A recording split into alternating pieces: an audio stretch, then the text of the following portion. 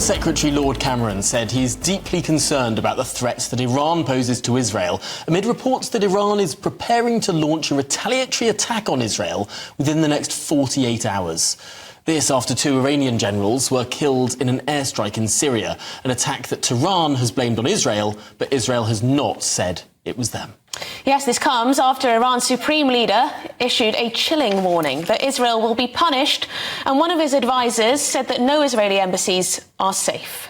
Well, we're now joined by the defence editor at the Evening Standard, Robert Fox. And Robert, this is a dangerous world we live in. We all understand that. This 48-hour warning, the Americans seem concerned, the Israelis are certainly concerned. Should we be? Yes, because of how specific the Americans are about the warning. 48 hours, that was from yesterday, and they gave it to the Washington media. The Washington Post, Wall Street Journal put it out immediately as given. The commander of Central Command, which takes responsibility, General Mike Kurilla, immediately set off for Israel, and he briefed that he was there to coordinate responses should there be an attack on Israel. Can I say, Tom and Emily, if there is a direct attack on Israel by Iran, America is bound to come in. And if America is bound to come in, the UK and very likely France are likely to come in behind America on that.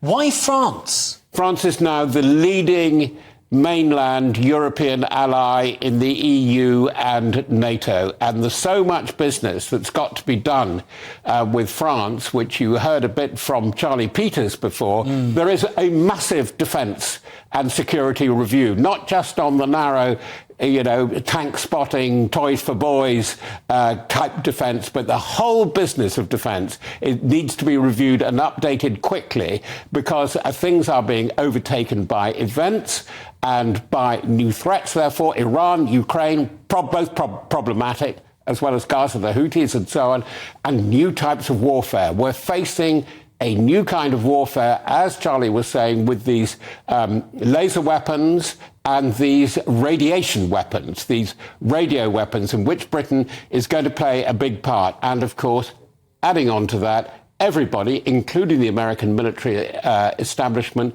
is preparing for a Trump presidency. A more isolated, more regional America, concentrating very heavily on the Pacific.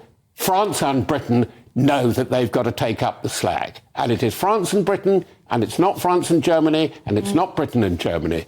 Interesting. Very interesting indeed. And we should say that French citizens have been warned by the government in France not to travel to the area. A number of countries they've highlighted that you should not go to if you're a French citizen. When it comes to Iran and its capabilities, usually we talk about Iran acting via proxies, through proxies in the region to achieve its international aims. What are their actual capabilities when it comes to launching a potential military attack? That's right on the money. This is where it would be even the best, the strongest Israeli assessment is actually a full-on attack, and it would come from the air on Israeli territory, would be madness, because how would Iran follow it up?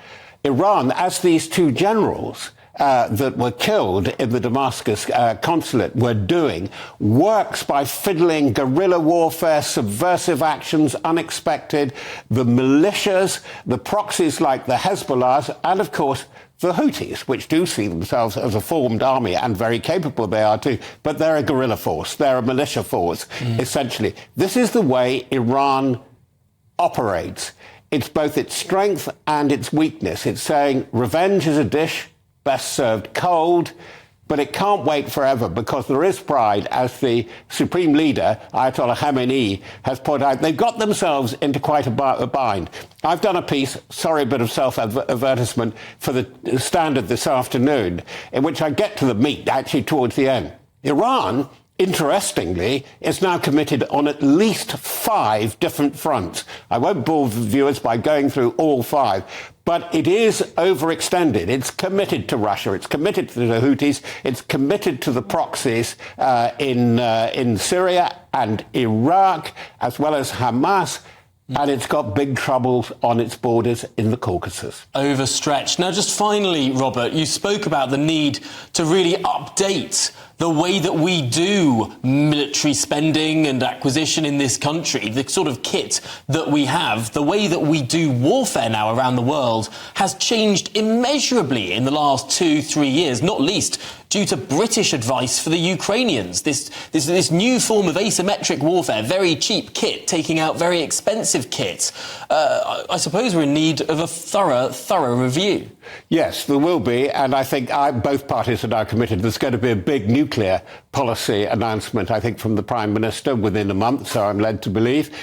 Certainly, Keir Starmer and John Healey are committed to a very big defence review. You practically answered the thing with your question, Tom, but one thing that really does have to change, yes, we can talk about the kit, the new methods of war, the new stretching, the fact that we're committed in hot action in Ukraine, we're committed in the Middle East because we've got to keep those sea lanes open.